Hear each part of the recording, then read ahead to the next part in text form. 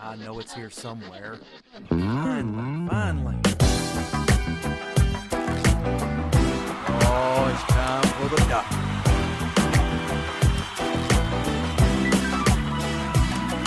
You're listening to Dr. Bill, the computer curmudgeon. Take it away, Doctor. Well, it's that time again, and the doctor is in. It's time once again for Dr. Bill, the computer curmudgeon. And on the show today, we have a few questions to ask and a few things to talk about. Alas, poor Yorick. I knew him, Horatio. I quote a little Shakespeare. Except I would change it to, alas, poor Locast. I knew him, dude. Yes! We're going to be talking a little bit about Locast and alternatives to Locast, or where the future is for Locast today. We are proud members of the Tech Podcast Network, techpodcast.com. If it's tech, it's right here. On Dr. Bill, the computer curmudgeon, we're also proud members of the International Association of Internet Broadcasters. Yes, indeed. We've got information for you on the blog of course, being drbill.tv, drbill.tv, as it says there on the screen. I encourage you to check that out. Also have a few other things to encourage you about. I'd like for you to subscribe to our online newsletter. I don't talk about it enough. Don't talk about it at all. But you can. You can go to drbill.tv/newsletter. And thereupon, you can sign up for our e-newsletter. It is an e-newsletter. It's electronic. Alrighty? Now, first of all, I want to talk to you about PIA. Private Internet Access. This is our Internet Access VPN sponsor for the program today. So I encourage you to check it out. Go to drbill.tv/VPN, as it says right there, and you will get an amazing deal on private Internet access. Private. The key word here is private. Keeping what you do on the internet private. It's important. More and more these days than ever. All right, let's talk about what we're going to talk about when we talk about it. Which is, of course, Locast. Locast, as you know, we've talked about it before, was a service that allowed you to watch your local TV channels over the internet, even if you didn't have an antenna. Now, I live in a condominium here. And because of that, I own the condominium, but I only own the inside part. What's inside the walls? What's outside the walls is owned by a homeowners association / the man, basically. Okay, to the man. And so they have a lot of rules as to what you can and can't do. And basically, I can't put up a big outside antenna. And you may be in that situation as well. And so you look for alternatives. How do I get local TV broadcast if I can't put up a decent antenna? You can try rabbit ears, or something along that line. And it may work okay. But there's always that one station that you really need a good antenna for. And that's only going to be achieved if you go outside your facility, whatever it is, in my case, my condominium, and put up a real antenna.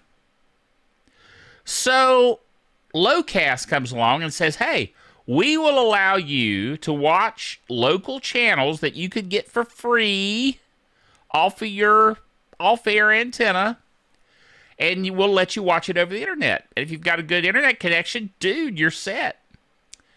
Except there were legalities involved, and Locast was taken to court by the man. Different the man than the condo people. But still the man. And they were they were shut down. Now, the sun has not set on this completely yet. There's still some possibilities that they will come back, but let's just say it's not very likely. They have shut down all of their services and suspended everything, and I really don't know if they're going to try to come back, okay? They probably fought this as long as they want to fight it. But the judge in the case ruled along these lines, and I kind of understand it, okay? Bear with me.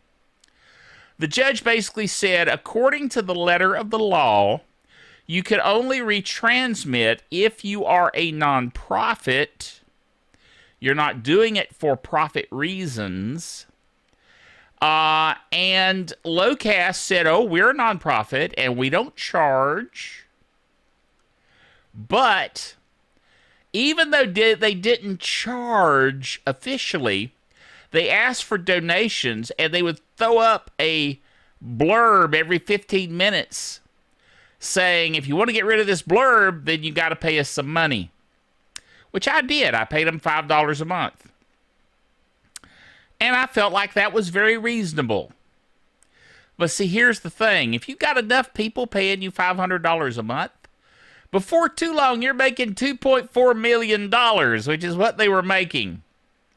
And the judge said, according to the letter of the law, you can only be charging enough to keep you in the black for what you need to actually keep your infrastructure going, which wasn't insignificant. The infrastructure they had required about $1 million+ a month, or excuse me, $1 million+ a year. I'm sorry. And so, but they were making $2.4 million. So they're doing okay. You know what I'm saying? But the judge said, no. And so he said, you are making money. You therefore should be paying a rebroadcast fee, because the way this works is, the local stations, your CBS affiliate, your NBC affiliate, your ABC affiliate, etc., they have content, usually provided by their network, which they pay for in some form or fashion. And then for cable companies, they charge the cable company a fee to rebroadcast their signal over cable. Now, Locast wasn't paying that fee. That fee is about $15 per month per subscriber for a cable company. So let's say you're paying $65 a month for cable. $15 of that $65 is paid to local stations for their programming. You see the problem. So that $15 was in jeopardy if Locast was allowed to continue to do it for free. Now, here's the thing. As a user of the content, if I had the opportunity to pay the $15, period, not the $65, but the $15 to get local broadcast stations transmitted to me over the internet, I would probably pay that, because I'm in a situation that I can't put up an outside antenna. Now, obviously, if I put up the outside antenna, I can get it for free, and it's all free, and that's great.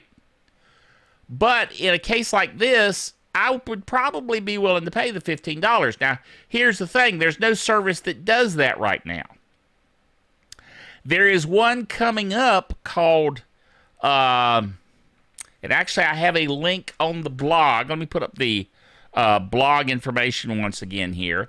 If you go to the blog and check out the video called Will Local BTV Be the Answer to Locast's Demise? All right? Read that, or not read, but watch that video and see what the person who put up the video, the lady, says about local BTV and how it works.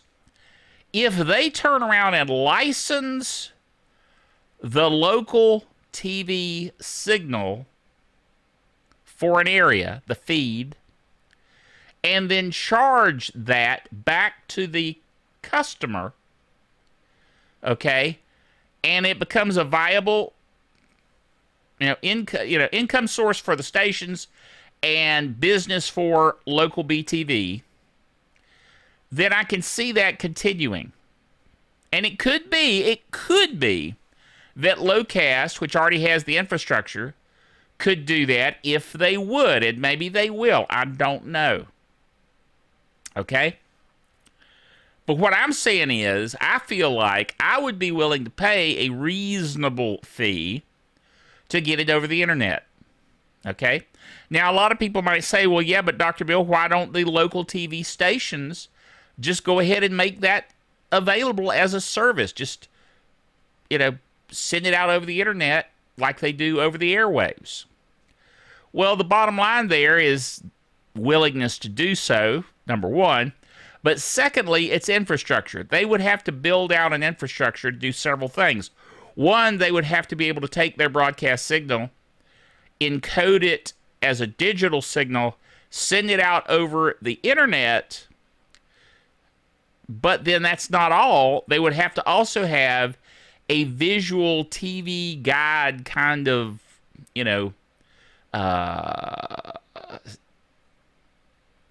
schedule that would go up on the screen that you could select from and so forth.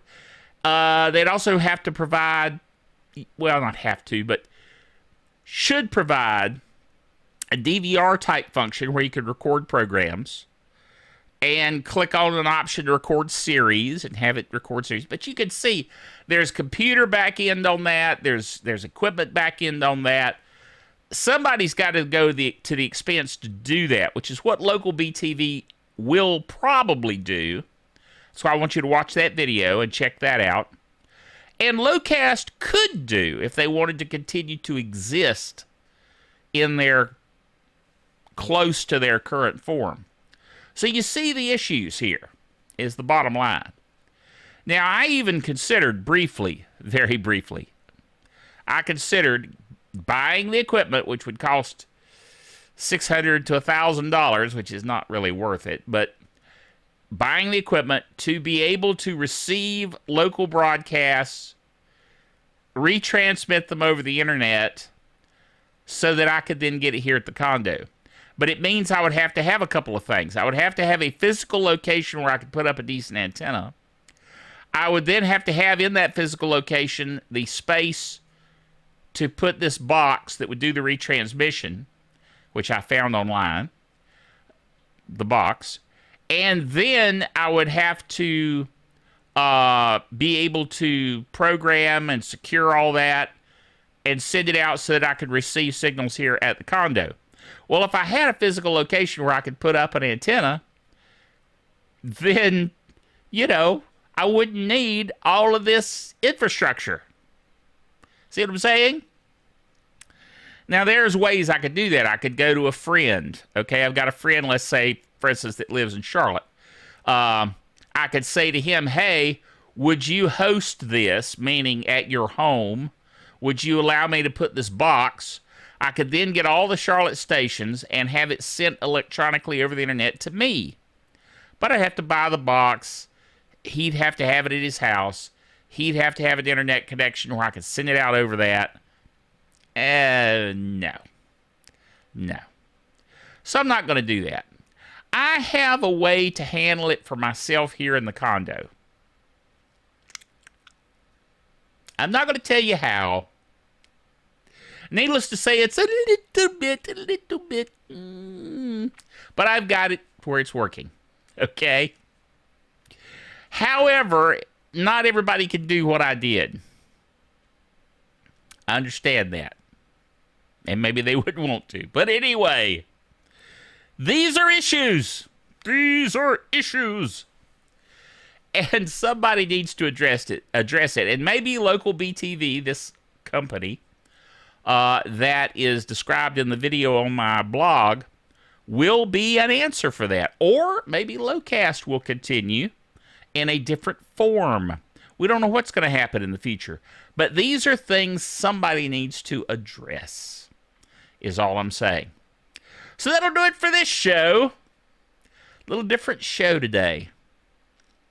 Hopefully it was information you appreciate and kind of understand the issues involved now. But anyway, until next time, remember that the doctor is out of here.